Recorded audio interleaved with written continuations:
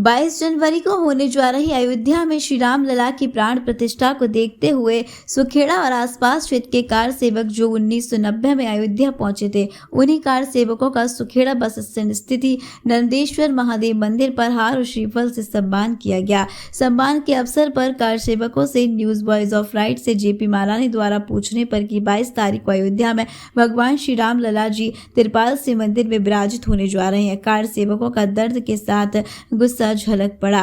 Car सेवकों का दर्द जब सामने आया तो बताया, मुलायम सिंह सरकार द्वारा सभी कार सेवकों पर जिस प्रकार गोलियां चलवाई गई थी, हमारे सामने कई कार सेवकों को गोलियां लगी जिन्हें सरयू नदी में बहा दिया गया। कार सेवकों का जहां दर्द झलक रहा था, उसी दर्द में उन्हें खुशी भी थी कि आज हमारे श्री राम जी अपने भव्य मंदिर में विराजित हो रहे हैं। जाबरा विधानसभा से जेपी मालानी की विचार तो ये था कि यहाँ पे चर्चा हो रही थी कि हमारे राम जानकी मंदिर जो है ना, राम का भगवान के मंदिर के ऊपर किसी और का तख्त लगा हुआ है। यह विवादित ढांचा है और इस विवादित ढांचे को गिराने के लिए, नष्ट करने के लिए यहाँ कार सेवक के रूप में सारे पूरे भारत से लोग जाएंगे।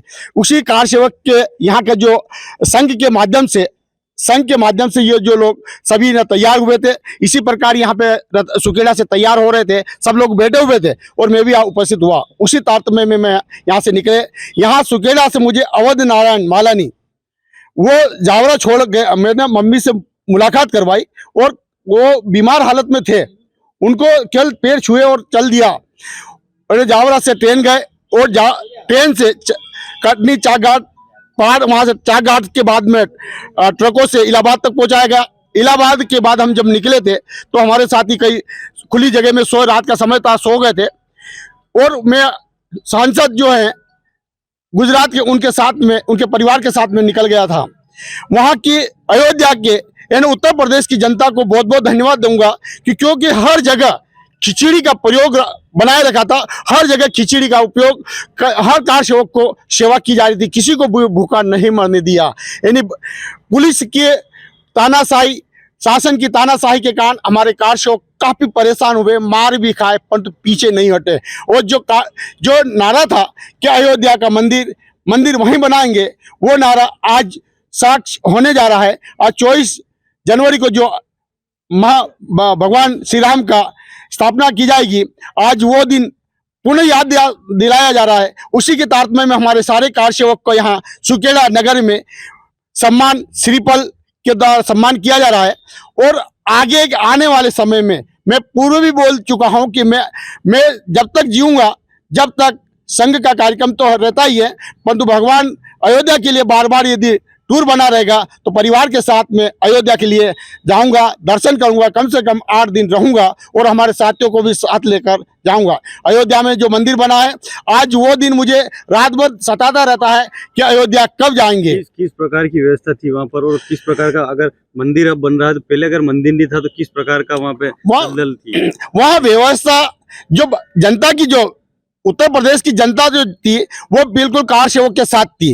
वहाँ की जो सरकार थी वो तानाशाही थी, कार सेवक के विरुद्ध थी। वहाँ की प्रशासन वो कार सेवक के विरुद्ध थी। वो प्रशासन के इशारे पर पुलिस प्रशासन उन पर लकड़ियां बरसा रही थी और उन लकड़ियों के कारण हमारे कार सेवक काफी परेशान हुए। मैं आपको बता दूं कि हनुमानगढ़ी में सुनीता उपाध्याय जो वकील साहब ताल में हैं, उनकी बालिका की चोट आई थी। हनुमानगढ़ी में चोट, जब ब्लड देने के लिए इलाहाबाद एकत्रित हुए थे हम लोग। ऐसी परिस्थिति में हनुमानगढ़ी में कई लोग, किसी के सिर में लगी है, किसी पैर में लगी है, किसी हाथ टूट गया है।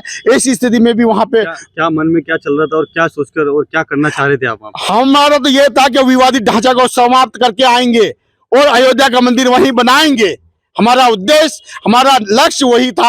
हमें घर वापस आने का मकसद नहीं था। जिस उद्देश्य से गए थे वो उद्देश्य पूरा करने गए थे। वो सभी जनता की और वहाँ की जो सभी संघ की जो तारतम्य था, उसी के माध्यम से वापस उनके निर्देश पर वापस आए थे और वही उद्देश्य आज पूरा होने जा रहा है। और उद्देश्य उसको सबसे पहले हमारे मोदी जी को बहुत बहुत साधुवाद देंगे कि आपका जो लक्ष्य, आपकी जो तारीख, आपके जो वाक्य, वो आज पूर्ण 22 जनवरी को सत्य होने जा रहे हैं। बहुत बहुत धन्यवाद। आप कार सेवक बन के गए थे, कैसा माहौल आपको आज लग रहा है? भगवान श्री जब मैं कार सेवक बन के गया था, हम लोग हमारे साथ थे। उस वक्त हमारे मन में था कि एक बार भगवान के वहां जाकर के हम आएंगे, लेकिन उस दिन के बाद आज हमको ऐसा लग रहा है कि भगवान राम की 22 तारीख को प्राण प्रतिष्ठा वहां पर होगी और वैसा भव्य उत्सव विश्व में पहली बार ऐसा भव्य उत्सव हो रहा है जो कभी जीवन में हुआ है न कभी होगा। ऐसा भव्य उत्सव आज हो रहा है। हमें दिल में इतनी खुशी है कि हम जो गए थे हमारे मन की इच्छा पूरी हुई है। भगवान से प्रार्थना करते हैं कि हे भगवान आपकी प्राण प्रतिष्ठा के बाद हमको भी आपके दर्शन एक बार हो जाए, ऐसी हमारी कामना है। किस प्रकार का आपने समय बिताया, कितने दिन की आपकी यात्रा थी और कहीं से गए थे आप यहाँ? हमारी यात्रा ऐसी थी कि हम यहाँ से ट्रेन से गए थे, बीच में जैसे पैदल चले तो अयोध्या से इलाहाबाद तक, इलाहाबाद से अयोध्या तक हम पैदल चले, जंगलों के रास्ते से पुलिस की मुठभेड़ करते हुए, उनसे बचते हुए जैसे तैसे हम वहाँ पहुंचे। और जब वहाँ देखा कार सेवक ने जिस दिन वहाँ पर गोली चली तो दीवालों पर जब हमने देखा तो दीवालों पर लाइनें लगी थी गोली की। इतने कार सेवक वहाँ लोगों का, चश्मदीद लोगों का कहना है कि जब हम वहाँ पर गोली चली तो गटरों में खून बह के गया, जैसे बरसात में पानी बह के जाता है, इतना खून बह के गया है। ऐसी दर्दनाक स्थिति में भगवान राम ने फिर भी सहयोग किया और आज भगवान राम फिर से वहाँ प्रतिष्ठित हो रहे हैं।